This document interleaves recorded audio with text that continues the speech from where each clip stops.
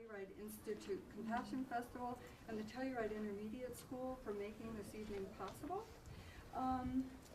This presentation will be archived. If there are people that aren't here tonight that you know would have really loved to have gotten this information, you can tell them to go to telluridellibrary.org/WPLTV, and you can listen to the whole presentation. Or Tuesday, on the back page of the Daily Planet, there will be an ad with a QR code, and you can scan it, and the whole presentation will be there. Also, Thursday evening at 6 p.m., there's going to be the first of a series of teen talks, and this here at the library in the program room.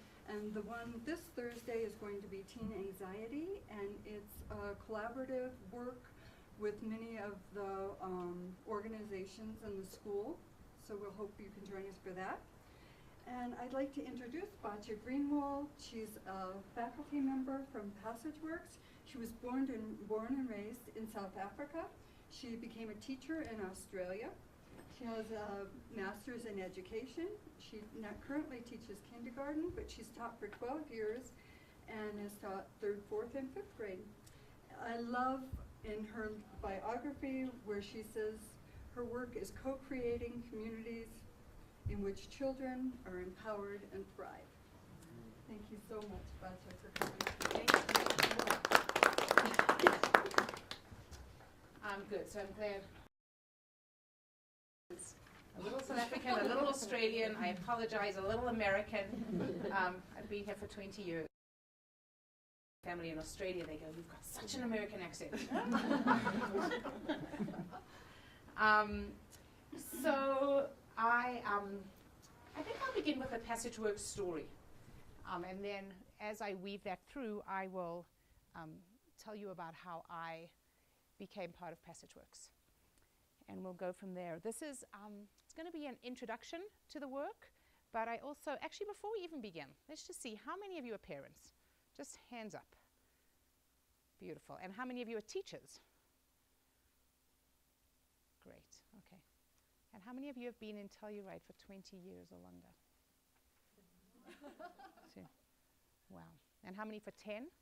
And little between 10 and 20? And between 5 and 10? And just recently moved Telluride? Well, welcome. This is my first time here, and it's beautiful. I can't believe it took me so long to get here. Okay, so the reason that we're doing this tonight is for a couple of reasons. One, as parents, I'm hoping you'll actually be able to go home tonight with some practices yourself to just do with your family, or just hear some ideas about how passageworks creates community not only in the classroom, but within families. But another big reason for it is that passageworks often gets into schools through parents. It's parents advocating for this kind of work in schools. Tomorrow I'm going to be working with TIS, and how wonderful that, you know, as a principal, Steve really sees the importance of this work. But sometimes it's parents who say, we really need it, and eventually the principal will call and go, okay, who are you? And, you know, the third parent just walked into my office to talk about passageworks. So let's begin with Rachel's work. Passageworks is based on Rachel Kessler's body of work. She unfortunately passed away a couple of years ago and left this wonderful legacy and this collaboration of work that is Passageworks. But before Passageworks began, she wrote this book called The Soul of Education, which came out in 2000. And the book went to many, many, many schools. It was the first conversation in the public school arena of what soul in education means. And she talked about this, you know, there's this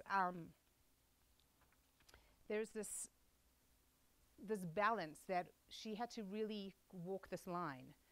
The First Amendment has really two sides, right? The non-establishment clause protects students from a teacher's worldview.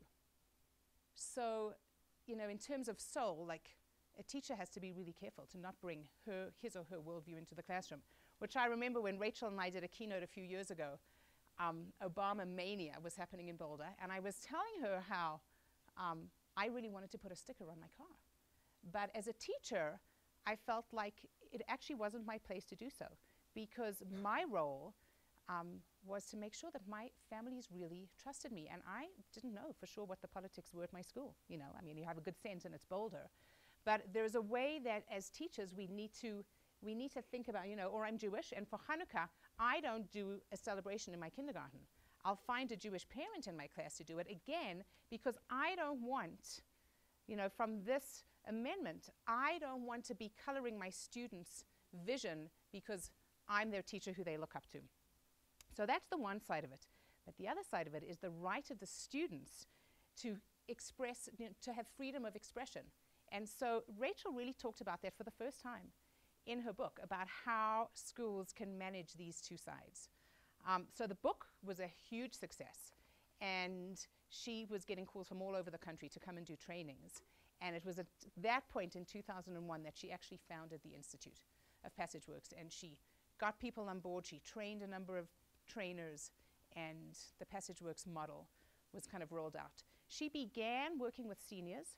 One of the things that she realized is these transition years, like senior to college was where she started, or middle school to high school. Those transitional years, working both ways, like the first year in high school and the last year of middle school, students are vulnerable. It's a time when anxiety, you know, how wonderful that you're doing this talk, you know, anxiety comes up. It's a new group of people, it's a new group of teachers. Dropout rates, you know, skyrocket in 9th grade often, because that's a year where students lose their footing. And so Rachel began to develop these programs around transitional years. So by the time I got to her, I actually went to a keynote that she gave at a Waldorf school in Boulder, and I was teaching at the Boulder Community School of Integrated Studies. There's one of our student teachers who happens to be in Telluride this weekend. That's so great that you're here, Grace. So I started working at this amazing school. It's a Waldorf-inspired public school, arts integrated. And the teacher at that point was going first through 5th grade with the students. Kindergarten teacher stayed kindergarten. And one of the things we were noticing was that the 5th grade students, towards the last few months of the year, were really falling apart. Never mind that, the teacher was falling apart. There was this way that saying goodbye, and the parents were really, you know, they were going to the district and trying to get the school turned into a K-8 school, because there was such anxiety. We'd created this beautiful community, and there was such anxiety about going into the big world. So I heard her speak, and at that point she was talking about the transition years from middle school to high school. And I came back to my school and I said, we have to get this woman on board.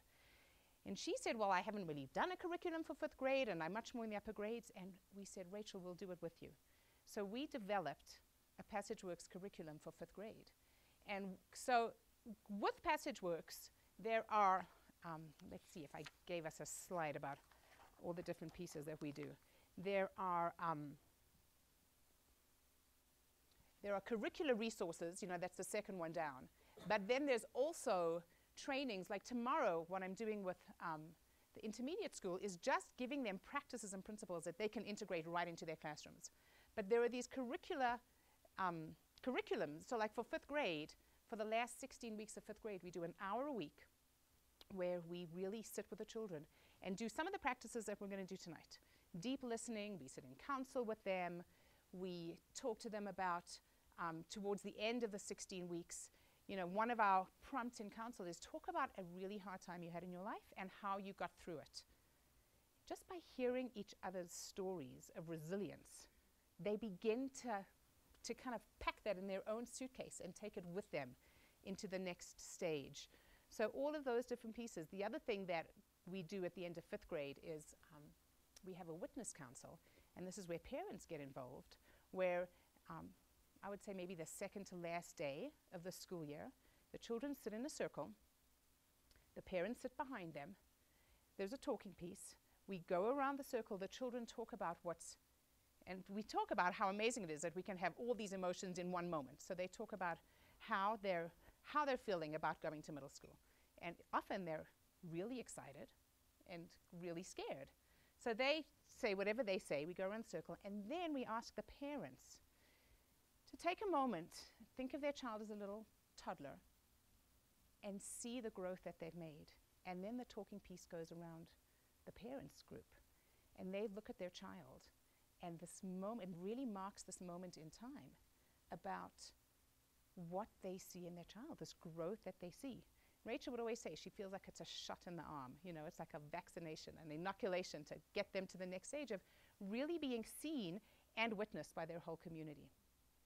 So passageworks does all these different pieces. Steve was actually telling me about, I think it's your middle and high school, that the juniors take the 8th graders, they go camping together, and there's some, you know, like when he heard that, he was like, and I said, that's incredible, because it's the elders, in a way, initiating the young, you know, the younger students, and as the elders are doing that, they're taking on responsibility. So by the time those middle schoolers get to high school, that group of juniors that are now seniors are really advocates in the school for them, which I thought was beautiful and very much one of our principles.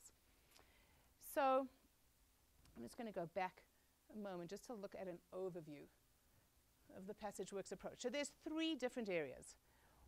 At the middle is student learning. Like, that's really what we're all about. If all we cared about, and I know we don't, but if all we cared about were test scores,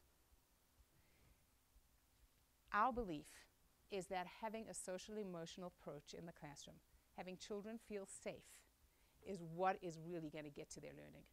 And so how we do that is we've got practices and principles for the classroom. We've got the wider school community, which is where parents come in. And we've got a program called Teaching Presence. And a few months ago at Naropa in Boulder, one of our universities, I did something called Parenting Presence. And, you know, just briefly, one day maybe I'll come back and we'll do it for parents. But just briefly, it's actually 4 different pieces in teaching presence and very similar in parenting presence. How do you, as a parent, stay present? What closes your heart around your children? What opens your heart? You know, what we believe is the more that we can understand our triggers around children, the more able we're going to be to really meet their needs. A quick little story. When I was teaching in Australia, I got into teaching because I didn't have, most teachers have a role model of an amazing teacher, and that's why most teachers actually get into teaching. I never had great role models, and I thought I was going to be the best possible teacher. And I started teaching, and I was really strict. And what I realized is I was terrified of losing control. I had this group of 2nd graders. The minute things got noisy, I started panicking. I was really strict, and I hated it. And I would go home many a day in tears because I couldn't believe how mean I was to the children. So now I'm actually great with student teachers because I tell them that story and I go, don't you give up. But after 6 months of teaching, I walked into the principal's office and said, I'm giving my notice, which I've still never heard of a teacher who actually gave her notice mid-year. But part of it was, now looking back, first of all, I didn't have mentors at that school, and I didn't know, I felt like there was something wrong with me, like I organically couldn't be a good teacher. So by the time I found Rachel, it was such a relief for me because she gave me a language of course you're going to be triggered. Of course you're going to feel like you're out of control at times. But what teaching presence does, right? And as parents, don't we often feel that too? But the more that we understand what it means to be present, we lose it many times a day, but to keep coming back, what that means and how we can support each other coming back. So, so there's the being present part. There's the piece about expanding emotional range. The more that our range, so from a teacher's point of view, the more I can understand what grief is. If I have a student who comes in to my classroom who's either new to the area and has left, you know, we have many Hispanic families coming in that have trauma when they've come, or just families relocating. If someone important in their family dies, I want to be able to at least understand what's going on for them. It doesn't mean that it has to be front and center in the classroom, but the more that I have this expanded range, the more I can understand what's going on instead of pushing it away. So an expanded emotional range, teaching with an open heart, being present, and respectful discipline. And I was just saying to Madeline, like sometimes we think that the social emotional work is actually like loosey-goosey, and you know, some teachers, before they really get into it, go, I don't know if I'll be able to hold the class if we're doing counsel. It's actually the opposite. Like, it takes a teacher to really understand that they have to hold boundaries for this work. And so we work with teachers about how we hold boundaries. Or for the parenting practice, we talk about what that means in our parenting. So that's the teacher part. And again, with student learning right at our center. So the inner life, right? As I said, the soul of education really addressed the inner life for the first time. And what that means, what we mean by it, is the essential aspect of human nature that yearns for deep connection, that engages with important questions about meaning. And so for teachers and even for parents, to think about what, as your children are moving into those teen years, what community service could they be doing that actually really touches their questions about meaning and their purpose on this planet, seeks a sense of purpose and genuine self-expression. And what we mean by deep connection, we'll actually go into deep connection in a moment. I just want to look at what happens when we neglect the inner life. What tends to happen is that we become, and I've seen it even more so with my own children than I was, this consumer culture where things become more important, and they can, things can replace that deeper sense of meaning if they don't have their own deeper sense of meaning. Joy and transcendence, to also really understand that adolescents need initiation. It's just part of, I think, our human culture. And if we, as the elders in their community, aren't giving them that, aren't giving them a sense of initiation through witness councils, through, going on these, this camping trip sounded amazing, like giving them those areas where they can push up against themselves and go further than they thought that they could go. When we aren't doing that, they're going to look for it themselves. And so what we mean by deep connection is this deep connection to themselves, to others, to their community, to their lineage. So, those three can very much happen within a school setting, to themselves, to another. Lineage, heritage, tradition, to nature, and then to the world. And again, through, to the world through what they're learning in school, but also through, as parents, how we can connect them in with community service that actually makes them see a bigger picture. I really believe that when adolescents particularly have a sense that there's this bigger picture, it's such an egotistic time of life, but when they sense that there's this bigger picture, I'm just thinking my daughter, so I also have, I didn't say this, I have two children, a 16-year-old who's a junior in high school, two girls, and an 8th grader. And my 8th grader, my 16-year-old, she should have been the second one, because then she would have really, she's easy, but the younger one is, and I shouldn't even say this, because they both have pushed in certain ways, but the younger one, I tend to be really worried about her. She's the one that I'm always like, is she on the right course, and am I doing the right thing? But recently at her school, they have to do community service in 8th grade. They have to do it 6th, 7th, and 8th grade. So 6th grade, I think, is 20 hours. By the time she got to 8th grade, she had to do 50 hours of community service.